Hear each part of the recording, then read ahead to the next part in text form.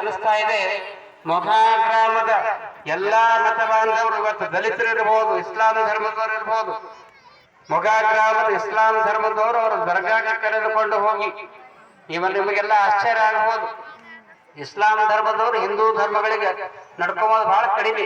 ಆದ್ರೂ ಕೂಡ ಮೊಘಾ ಗ್ರಾಮದಲ್ಲಿ ಇಸ್ಲಾಂ ಧರ್ಮದವರು ನಮ್ಮನ್ನು ಬರಮಾಡಿಕೊಂಡು ಪಾದ ಪೂಜಾ ಮಾಡಿ ಸತ್ಕರಿಸಿದಂತಹ ಗ್ರಾಮ ಯಾವುದಾದ್ರಿದ್ರೆ ಅದು ಮೊಘಾ ಗ್ರಾಮ ಎನ್ನುವಂತ ಮಾತನ್ನು ಹೇಳ್ತಾ ಇದ್ದೀವಿ.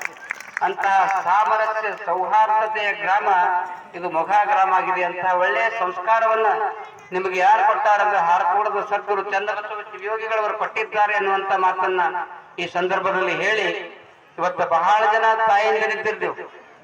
ತಾಯಂದಿರಿದ್ದೀರಿ. ನೀವೆಲ್ಲ ಏನಂತೀರಿ, ಯಪ್ಪ ನಮಗ 2 ವರ್ಷ ಬರೋದ್ರಾಗ ಒಂದು ಗಂಡಸ ಮಗ ಹುಡ್ತಂದ್ರ ನಿಮಗ 101 ತೆಂಗಿನಕಾಯಿ ಹೊಡಿತೀನಿ ಅಂತ ಬೇಡ್ಕೊಳ್ತೈತೆ.